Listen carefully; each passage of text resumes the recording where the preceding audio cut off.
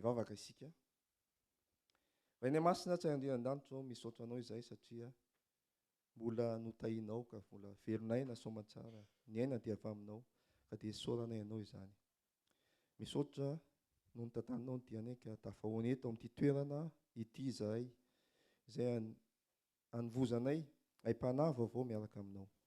Ny fanahinao rery ihany anie ray malala no hiaraka aminay tsirairay eto hanokatra ny sofinay tsirairay avy ary ampiteny ny vavan'ny pasteur Davidson.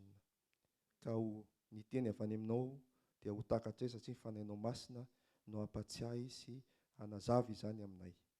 Dia misaotra ray malala ary ireo mbola eny an-dalana dia tahiry fomba manokana mba ho tojo eto ka hiaraka mifaly miaraka aminao eto. Misaotra ray malala, amen. Afaka mipetraka isika. Koa satria vao nanomboka androany izy ity conférence ity dia tsy misy famotinana. Fa manomboka kipitsy kosa dia misy famotinana isan'andro izay hita ny omalina iny. Androany zany dia ny lohahevitra mialohan'ny iakaran'ny pasteur Davidson, ny lohahevitra izay hoentina amintsika eto dia ny hoe voasoratra hoe. Mangataka ny pasteur mba hitsangana.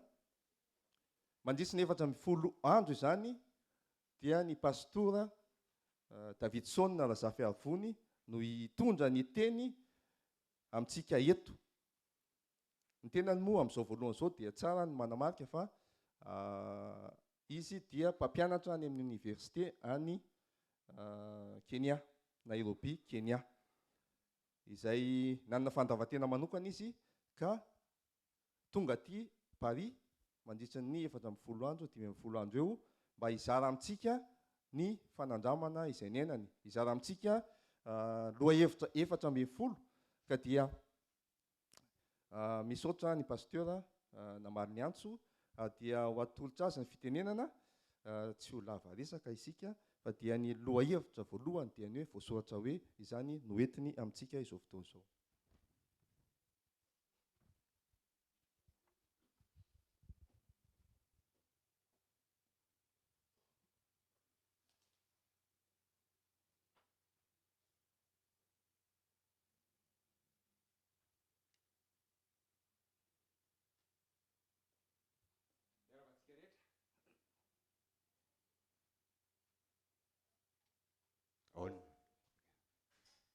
Miaravatsika rehetra ho an'ny membre-ny fiangonana mitandra ny andro fahafito dia mbola bon sabbat zany zao fotoana izao. Androany maraina dia efa natomboka ny conférence fampidirana tao amin'ny fiangonana adventiste Assisina Atsinanana na andrefana very a Edbarin. Ary lohateny izay nentina dia hoe lazaiko aminao marina anio.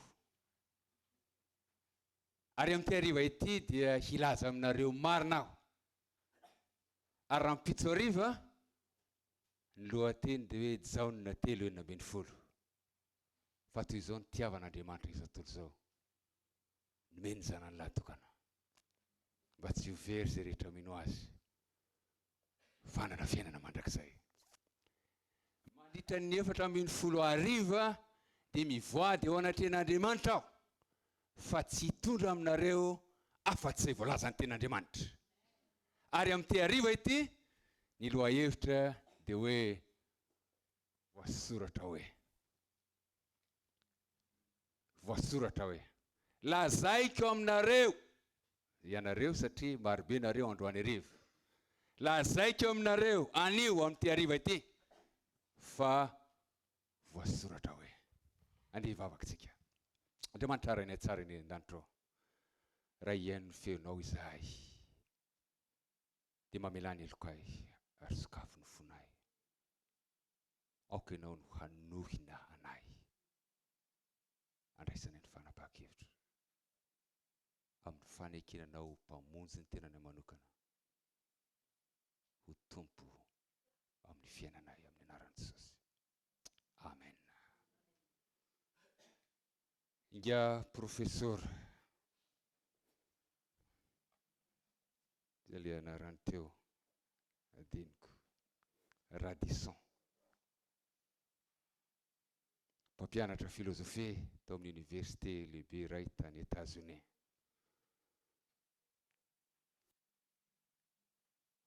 Maty Andriamanitra izy. God is dead. Maty Andriamanitra. Ary rehefa tonga tao an-dakilasy izy, dia zao nataony tamin'ny mpianatra izay teo ampanaovana fanadinana examen tamin'izay fotoana izay. Hahafahanareo amin'ity kory ity mba ireusir zany, dia tsy maintsy manao sini ianareo ao amin'ny papier d'examen fa maty Andriamanitra.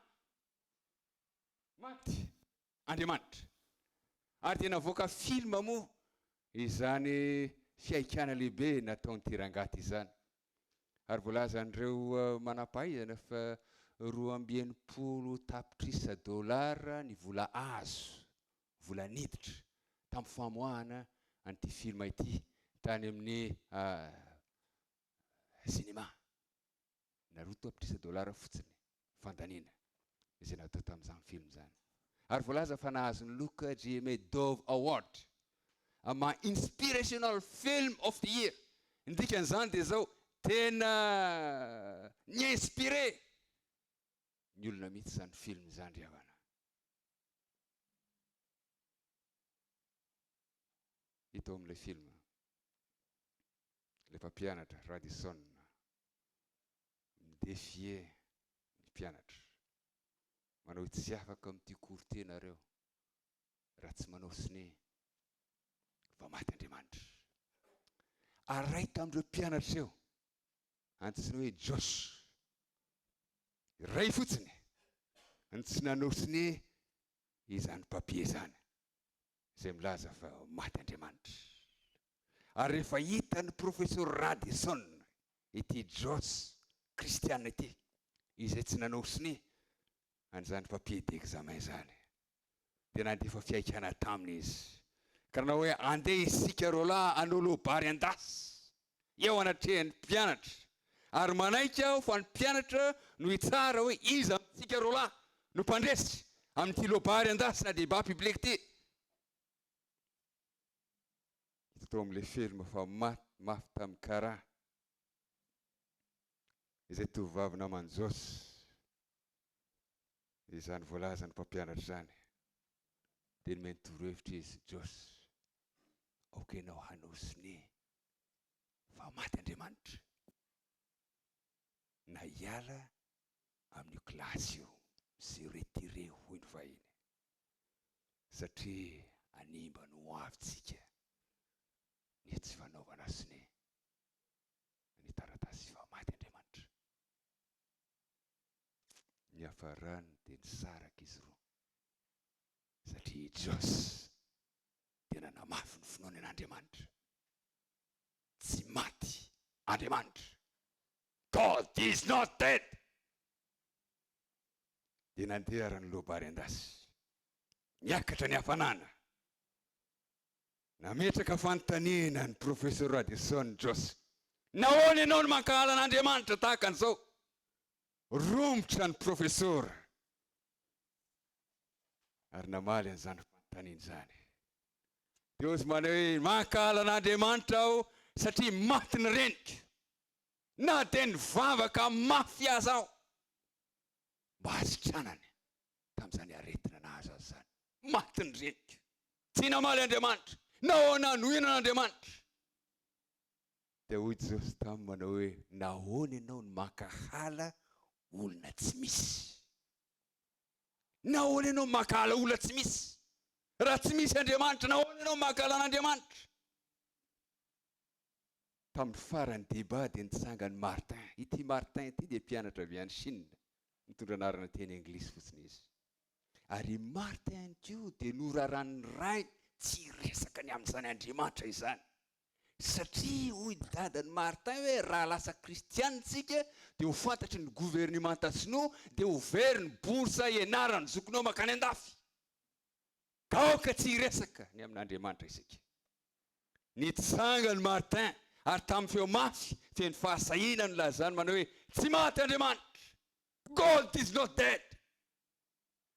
dia nanaraka ny akamaroan'ny mpianatra ary tanora malalaisany nijoro ny akamaroany nilaza manao hoe ahoana tsy maty Andriamanitra. Resy professeur Radson lasa nivoaka ny lakilasy. Amin'ity hariva ity dia samy laza aminareo aho fa tsy maty Andriamanitra, velona Andriamanitra ary manambara ny momba azy ao amin'ny teniny. Ny Salamo 4:1 ka ny 9 dia milaza manao hoe ny adalany manao hoe tsy misy Andriamanitra. Azo adika tahaka an'izao koa hoe izay milaza hoe tsy misy Andriamanitra dia adala. Ary matoa tonga etsika androany hariva samy te hilaza fa velona ary misy Andriamanitra. Satria ambarany ten'Andriamanitra ny fisiany. Fantatrao ny Malagasy, taizany nahafantarany Malagasy manao hoe azany loha samangina ny jerena fa ny Andriamanitra ao an-tampony loha. Oviana ny Malagasy no niteny an'izany. Talohany nahatongavan'ny fivavahana kristiana sa taoriana ny fahatongavan'ny fivavahana kristiana? Talohany. Izany hoe talohany nahatongavan'ny Baiboly ny fivavahana kristiana tany Madagasikara dia efa fantatry ny Malagasy fa manahoana? Misy Andriamanitra ary velona Andriamanitra ary maneho manambara ny tenen'Andriamanitra tamin'ny alalan'ny inona? Tamin'ny alalan'ilay antsointsika hoe révélation générale na fanambarana amin'ny ankapobeny, amin'ny alalan'ny feon'ny fieritreretana. Azany loha samangina ny jerena fa Andriamanitra ao an-tampony loha. Ny zavaboary sy ny sisa izay natao an'ny olona rehetra na kristiana na tsy kristiana, na ny malala n'Andriamanitra na tsy malala n'Andriamanitra, na ny mpanompo sampy na ny mpivavaka. Fanambarana amin'ny ankapobeny.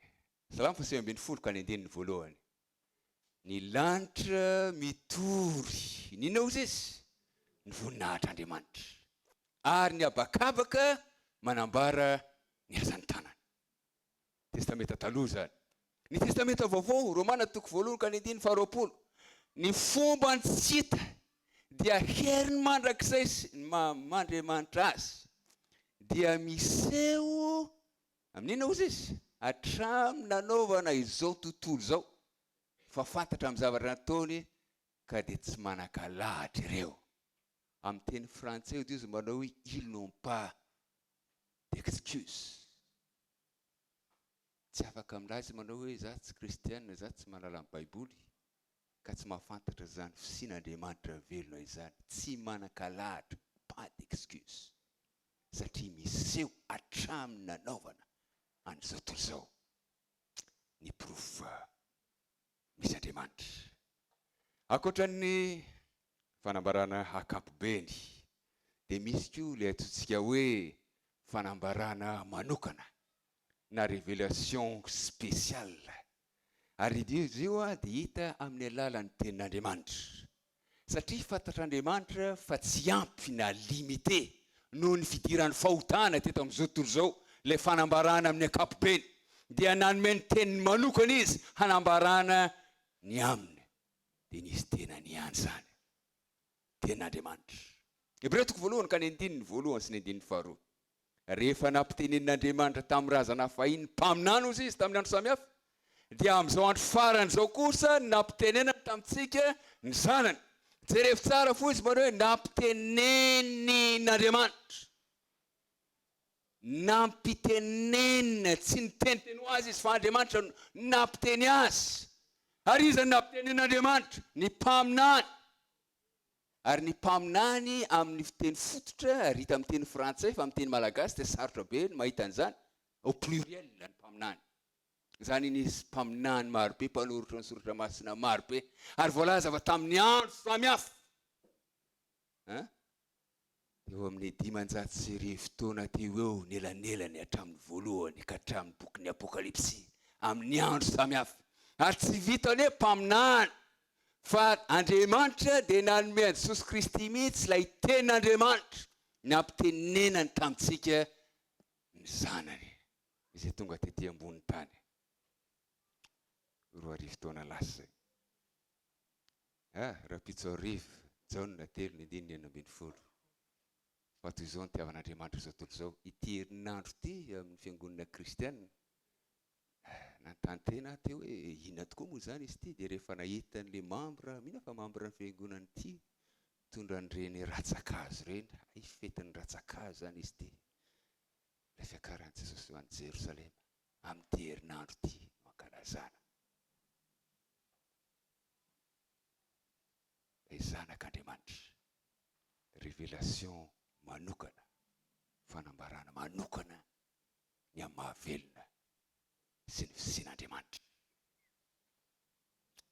Ny fifantohan'ny soratra masina, focus. Inona no ambaran'ny soratra masina? Na iza no ambaran'ny soratra masina? Ny Baiboly dia maneho an'Andriamanitra masina ary mampaharibary ny toetra sy ny situation na ny toe-javatra izay misy ny olona. Ary izao ny famidinana azy, very ny olona ary tsy afaka manavitra ny tenany, ka mila miditra an-tsehatra Andriamanitra mba hahafahany manavitra azy. Ary zay no hitanao hatramin'ny Genesis na morona zao toy izao ka hatramin'ny boky ny Apokalipsy, ny tantarany famonjeny. Ary izay tantarany famonjeny zay ny voarakitra ao amin'ny ten'Andriamanitra. Izany hoe Jesosy Kristy ilay mpamonjy no ivony soratra masina. Ny testameta taloha sy ny testameta vaovao. Ny testameta taloha dia mijery izay ho hita ao amin'ny testameta vaovao. Ary ny testameta vaovao dia manazava ny tsiambaratelon'ny testameta taloha. Izany hoe miray izany iresaka momba ny unité na ny mahirain'ny soratra masina isika rehefa avy eo. Fa misy ny testameta taloha dia misy ny testameta vaovao. Ohatra zao amin'ny Jaona toko 5:7-8. Dia nihonareo ny soratra masina. Fa ataonareo fa ao no ananareo fiainana mandrakizay. Dia ao nao izy. Ireny no manambara. Ireny au pluriel. Cela no manambara. Tsy mahagaga zany satria ny testameta taloha dia misy boky 7:30. Ary ny testameta vaovao misy boky 7:20. Ireny no manambara nihonareo ny soratra masina izay manambara an Jesosy. Liko 4:20 fa 7:20. Rehefa nandeha tamin'ny lalan'ny Emaosy ny mpianatra Jesosy taoriana fitsanganany tamaty ary tsy nahafantatra ny amin'izany fitsanganana izany.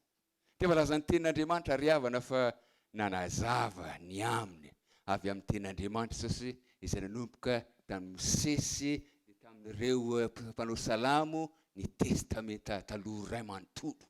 Laza manao izao anie no ambaran'ity tenin'Andriamanitra ity. Ny fampianarany soratra masina ry havana dia mifantoka amin'ny Kristy. Ary rehefa mianatra ny tenin'Andriamanitra isika, mamaky ny tenin'Andriamanitra isika mba hahazoantsika ny hafatra avy ao aminy, dia tsy maintsy manana izay fijery na perspektiva mitodika any amin'ny Kristy izay. Christocentrique. Rehefa tsy Kristy no ivo ary tsy hita maso Kristy, dia famakiana boky tahaka ny boky rehetra ihany. Ny famakiana ny tenin'Andriamanitra. Zava-dehibe izay. Manaraka dia resaka momba ny mpanoratra soratra masina isika. Ao amin'ny Samuela 2:7-20. Davida no miteny. Ahoana hozy izy? Ny fanahin'i Jehova no mampiteny ahy. Fananiza hoe fanahin'i Jehova no mampiteny ahy. Ary ny teniny no ato amin'ny lela. Davida no miteny an'izany. Asan'ny apôstôly 2:20-5:20. Tsy niraisain'ireo dia niala. Rehefa no teny raim-bavy Paoly nanao hoe marina izay nampilazan'ny fanao masina ny Isaia. Ahoana ny voalaza ny Isaia? Ny Isaia 4:7-7. Jereo tsara fa i Paoly dia miantso ny Isaia 4:7-7. Hatramin'ny 7 hoe tenin'Andriamanitra ny soratra masina. Mandehana amin'ity firenenty ianao mba hare mandrakariva izy. Kanefa tsy hakatò. Tsy hahalala ny sitrapon'Andriamanitra. Petera 1:1-9. Petera amin'ny testamenta vaovao. Izany famonjeny izany dia nitadiaviny mpaminany. Dia io indray famoverina le pluriel. Olona samy hafa. Sy nokatsahany fatratra dia ireo efa naminany fahasoavana ho anareo. I Petera dia milaza manao hoe mpaminany ireo olona izay nanoratra ny boky amin'ny soratra masina ary nokatsahany fatratra ny famonjena ny vahoakan'Andriamanitra. Romana toko voalohany ny andiny fahasivy. Izay nampilazainy mpaminany rahateo teo amin'ny soratra masina. Ary zay efa mampiditra antsika sady hoe iza re no tompon'antoka, ny auteur, ny origine, ny tenin'Andriamanitra. Eto Romanina toko voalohany ka ny andiny faharoa, Paul dia milaza manao hoe nampilazainy mpaminany tao amin'ny soratra masina. Mpaminany nanoratra ny soratra masina. Iresaka momba ny tsindrimandry na ny fandrimandry, inspiration ny tenin'Andriamanitra isika. Voalohany indrindra eo dia ny processus na ny dingana. Ary tiana riavana manamarika fa ny tenin'Andriamanitra dia produit avy amin'ny fikambanany personne anankiroa. Personne divine sy ny personne humaine. Ary tsy azo sarahandreo. Mitambatra ao Andriamanitra sy ny olona. Ary ny fitambaran'ireo no manome ny soratra masina. Tsy nalatsak'Andriamanitra avy any an-danitra ny soratra masina ka hoe inona ianareo. Ary ny soratra masina dia tsy vokatry ny fahalalàn'ny olombelona ka manao hoe ity ny soratra masina. Andriamanitra niara-ny asa tamin'ny olombelona hanomezany ny afa-pamonjena ho antsika tsirairay avy. Satria isika dia mila havatra asika izay olombelona afaka mifandray, mifampita afatra amin'ny olombelona. Nahoana ny tsy omby nasain'Andriamanitra nanoratra ny soratra masina, na ny vitsika, na ny goaika, fa olombelona. Satria ny olombelona afaka mifandray amin'ny olombelona. Ary misy fandraisany amin'ny Jesosy Kristy izay tonga olona amin'ny Jaona toko voalohany ka ny andiny fahaefatra ambin'ny folo zany. Teny tonga nofo dia nonona tamintsika mba hahafahany maneho ny amin'ny fanambarana momba an'Andriamanitra amin'ny fomba feno. Produit divino humain ny tenin'Andriamanitra. Nomena ny tsindrimandry ny mpanoratra ny tenin'Andriamanitra. Ka ny fomba nitrangan'ny tsindrimandry dia hita amin'ny numéro ohatra toko fahafiry izy io faharoa ambin'ny folo ka ny andiny ny fahaenina. Amin'ny alalan'ny fahitana na nofy. Mandritra ny alina dia manofo ny mpaminany ary dia omen'Andriamanitra ny afatra mandritra n'izany nofo izany. Amin'ny atoandro dia manana ny fahitana izy ireo ary dia mandray ny afatra avy amin'Andriamanitra. Fa ankoatran'izay Andriamanitra dia tena miteny mivantana mihitsy ao an-tsofin'ny olona amin'ny feo re na amin'ny tsy re fa ao an-tsaina miteny mivantan'Andriamanitra. Samuela voalohany toko fahasivy ka ny andiny fahadimy ambin'ny folo. Apokalipsy toko voalohany ka ny andiny faharoa ka ny andiny voalohany azafady. Petera faharoa toko faharoa ka ny andiny faharaiky amby roapolo. Ary Timoty faharoa toko fahatelo ka ny andiny fahaenina ambin'ny folo. Azonareo jerena ny trano ireo toko sy andinin'ireo fa tsy anam-potoana. Amakiana asika voalohany. Andriamanitra nanindrimandry izay olona nofidiny ampita ny afatra. Andriamanitra nanindrimandry olona nofidiny ampita ny afatra. Misy Andriamanitra, misy ny olona fidiny, misy ny afatra omeny ary amin'ny alalan'ny tsindrimandry no natanterahany. An'izany ny fanamasina. Ary ny fanamasina dia iray amin'ny Andriamanitra telo izay iray no nanindrimandry ny olona miasa ao an-tsain'ny mpaminany izay manoratra, manome ny hevitra izay ho soratana hevitra. Satria misy olona maro riavana izay mihevitra manao hoe ny tenin'Andriamanitra nge ka dicté na soratonona. Ary marina izany amin'ny lafiny sasasasany amin'ny tenin'Andriamanitra. Ny dito folo ohatra dia tena ny vavan'Andriamanitra mihitsy manonona azy tao tendrombohitra Sinay. Aza man'Andriamanitra fa izao ihany. Dicté nge izany ny soratana tao amin'ny vato fisaka. Fa amin'ny ankapobeny dia ny hevitra no omeny ny fanan'Andriamanitra amin'ny alalan'ny tsindrimandry. Ary ny teny izay ampiasaina dia tenin'ilay mpaminany izay manoratra ny ten'Andriamanitra. Ny dikan'izany dia izao, ilay personnalité na le fahalalana ara-tsain'ilay olona na ny fiheven'ilay olona dia mety ho hita ao amin'ny ten'Andriamanitra. Fa rehefa akambana izany rehetrarehetra izany dia tenin'Andriamanitra izay manambara ny sitrapon'Andriamanitra. Io hita ao io ny personnalité an'ilay olona. Raha olona avy any Atsirabe zany nanoratra ten'Andriamanitra dia mety resaka ovo be dia be izy ao.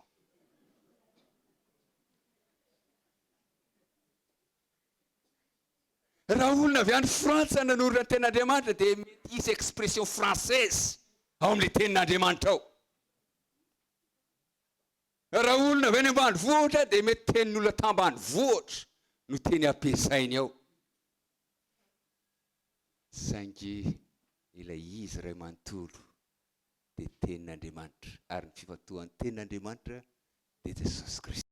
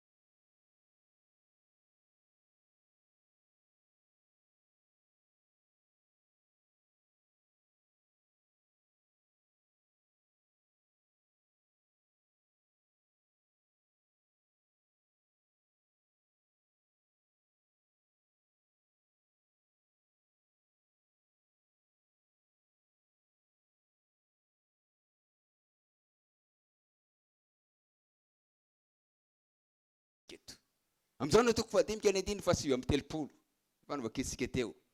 Ireny manina ozy izy ny manambara. Ary ity dia sarinalaina tao amin'ny baiboly malagasy. Première page. Ny soratra masina dia ninona? Ny testamenta taloha sy ny testamenta vaovao. Misy anarana hitanareo eto, Marcion.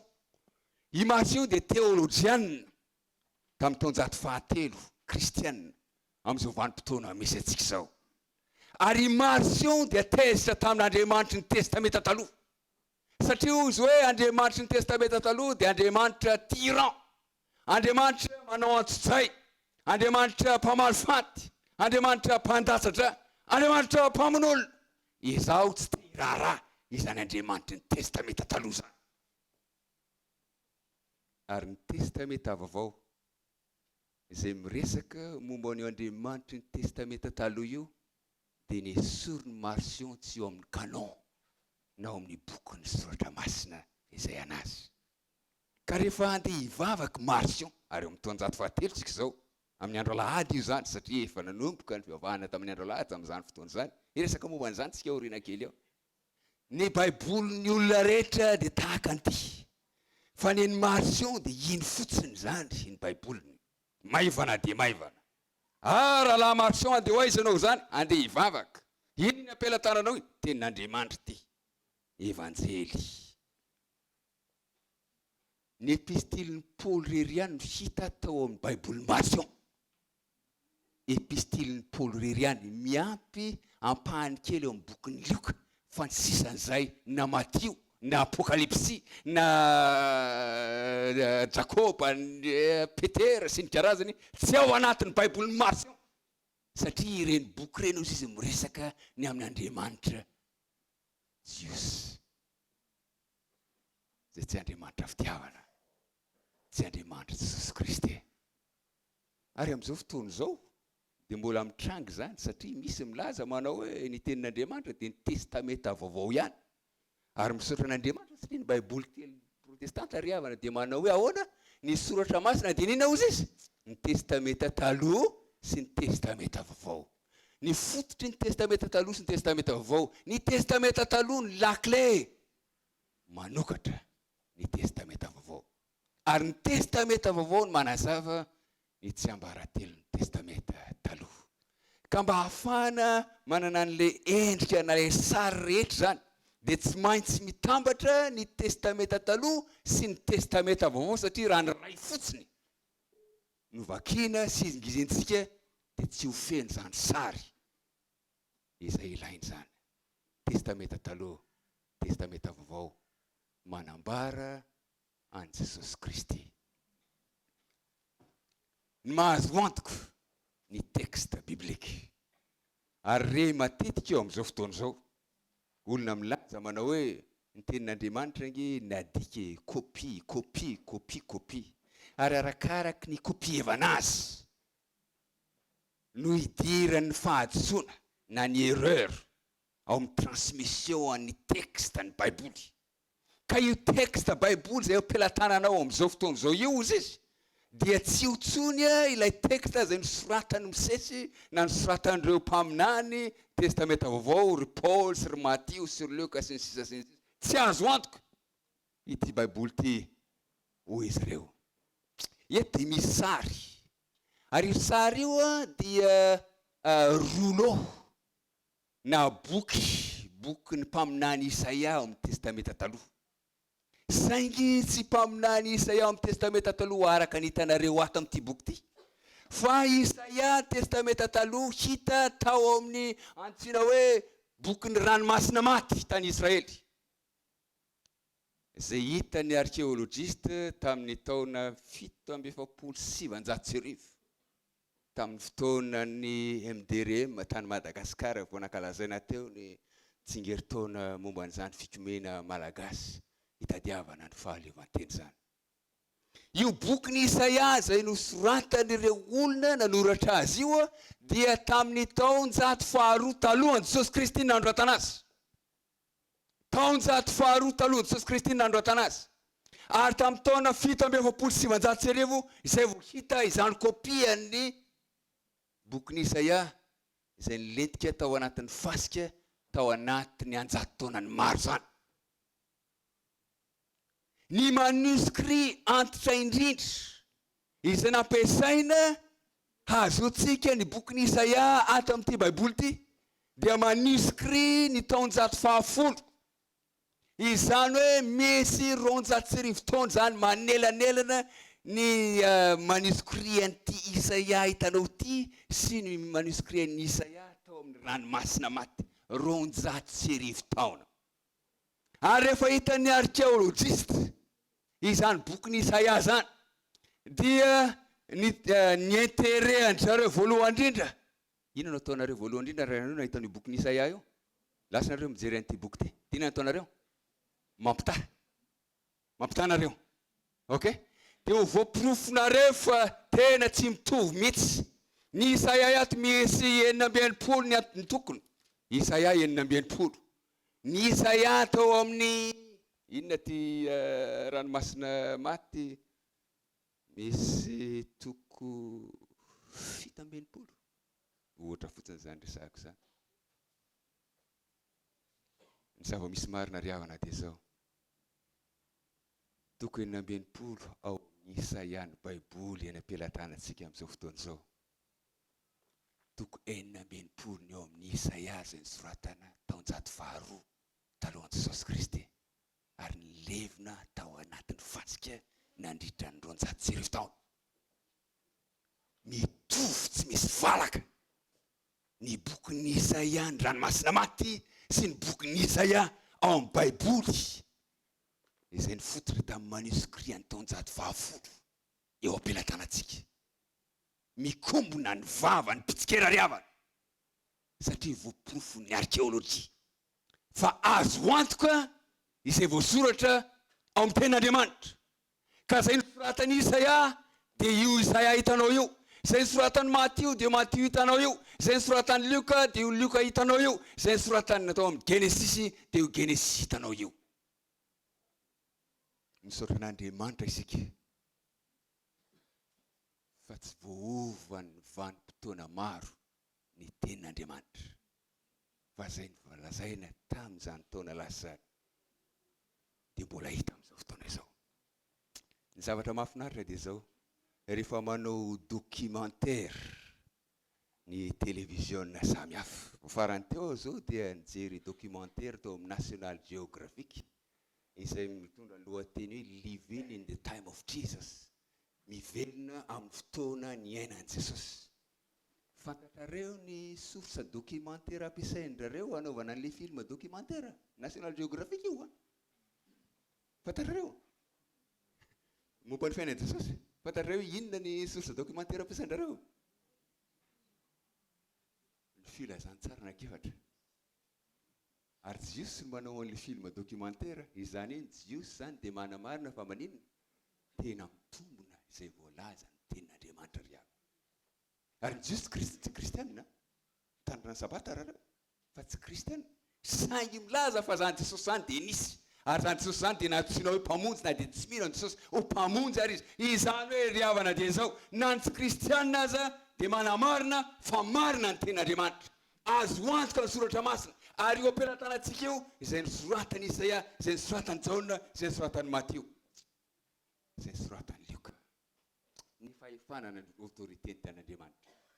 I Jeremia toko voalohany ka ny andininy voalohany sy ny faharoa sy ny manaraka dia milaza manao hoe tenin'Andriamanitra nentin'i Jeremia. Io dia tenin'i Jeremia izay nambarana ny tenin'i Jehovah. Jerevy tsara.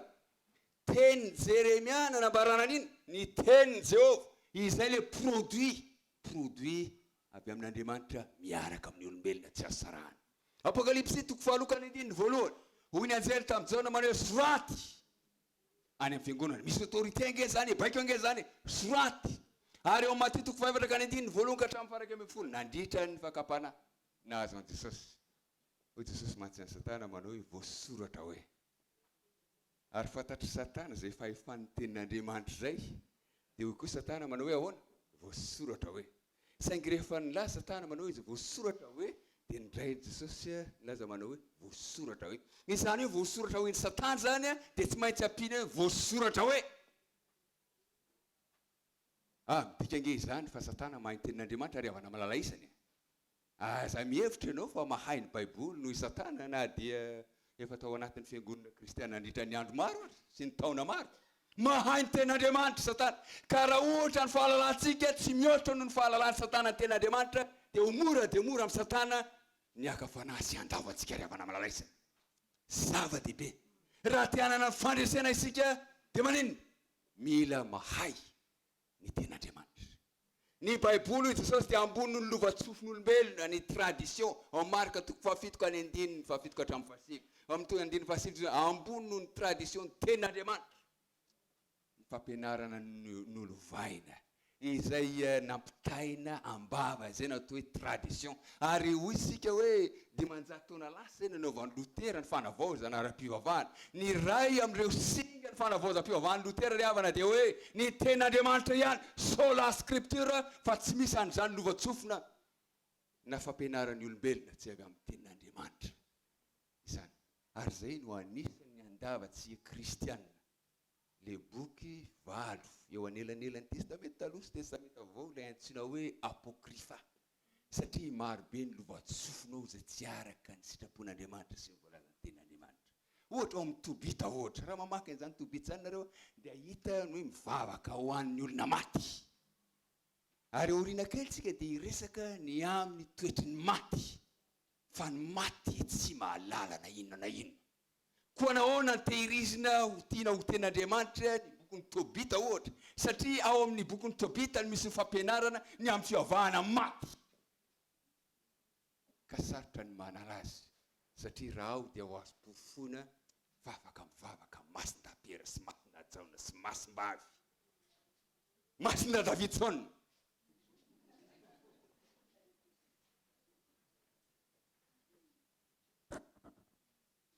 izany ty hivavaka nareo masin-da Davidson masin-da Davidson ampio aho mba hahazo Mercedes rapitso izany tsy tianina Mercedes atsangano tanana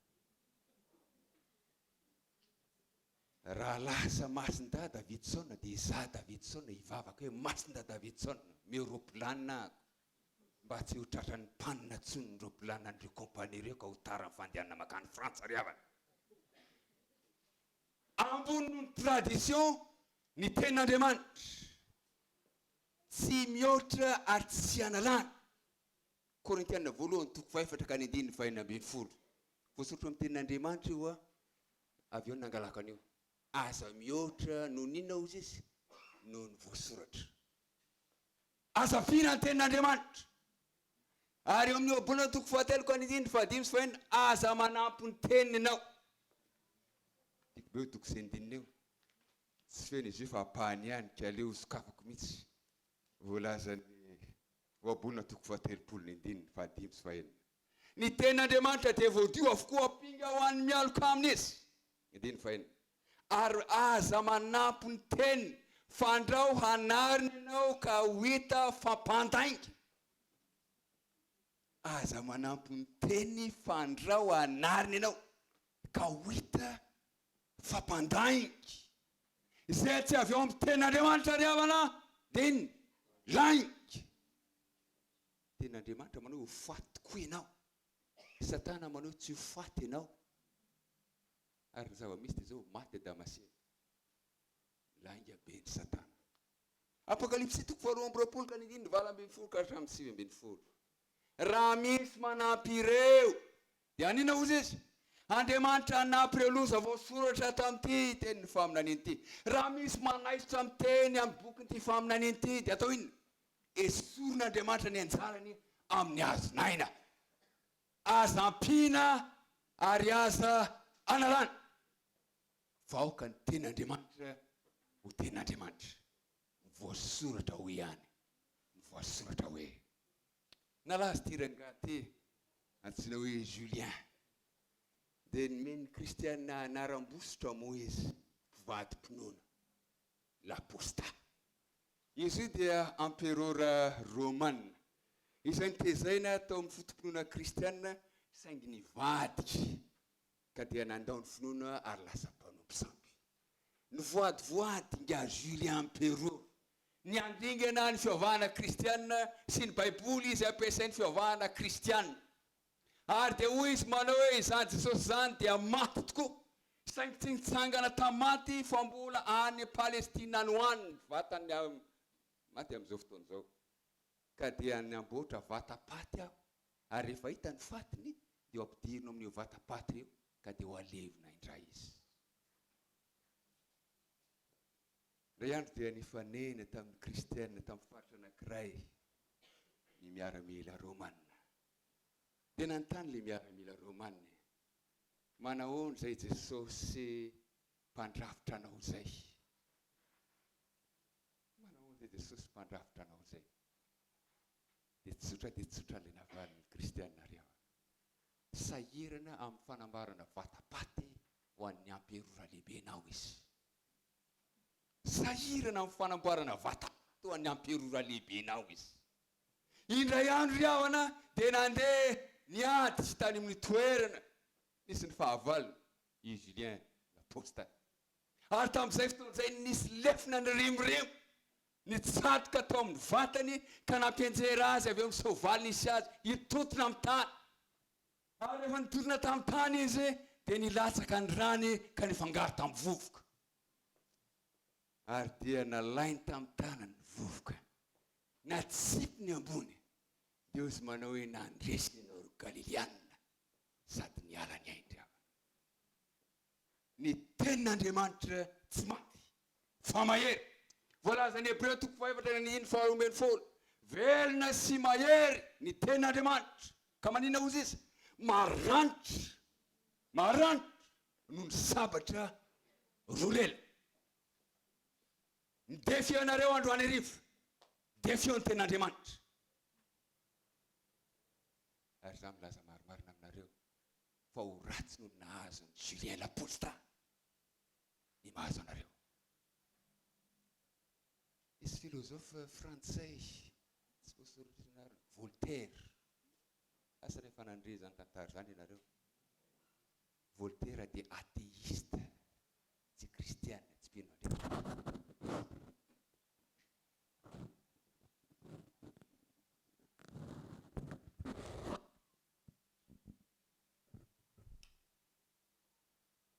Dia hoy Voltaire hoe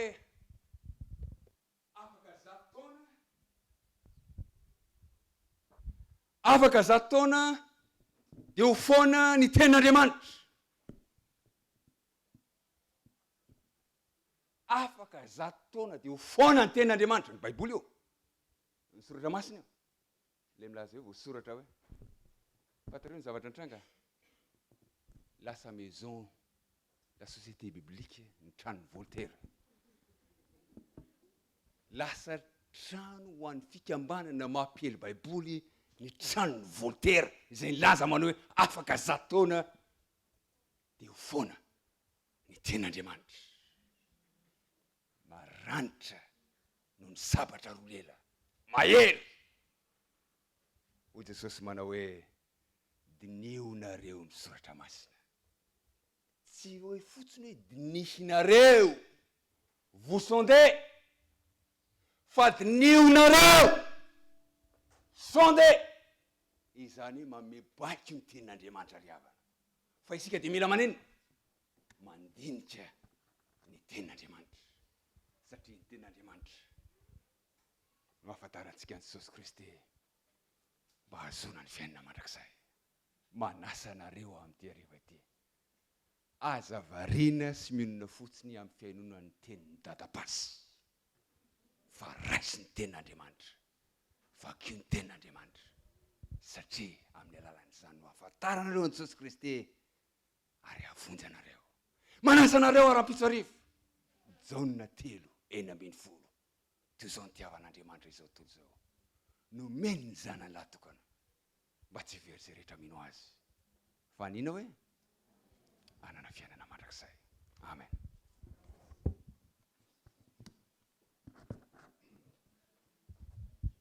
Manasa ny korala Maranata hiakatra avy hatrany. Nanao hira anankiray.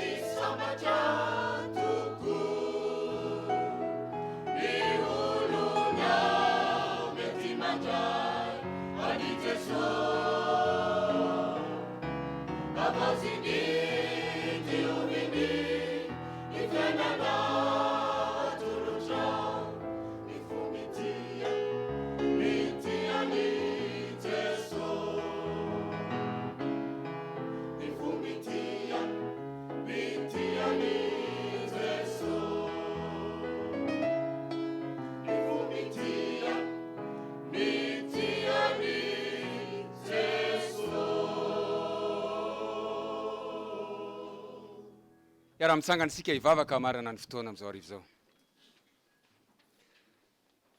Andriamanitra rainay tsara indrindra ny an-danitro, tsara tokoa ianao ka nanome ny teninao tenim-pitiavana ho anay tsirairay avy. Nandre izay tamin'ity hariva ity fa te hanambara ny aminao aminay ianao. Ary misaotra anao satria hitanay eo amin'ny teninao izany. Ampoanay ny teninao Andriamanitra. Ary ampio zahay mba handray izany teny izany. Hamaky, andalina, ary hafantatra fa mpamonjy anay ianao. Ary misaotra noho ny tombotsoa izay nomenao anay tamin'ity hariva ity, nandrenesanay an'izany afatra izany. Ampitoeram-ponay izany.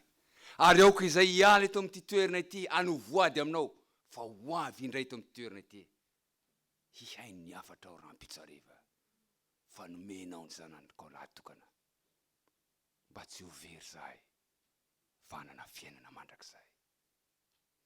Misaotra Tompo amin'ny anaran'i Jesosy. Amen. Afaka mipetraka.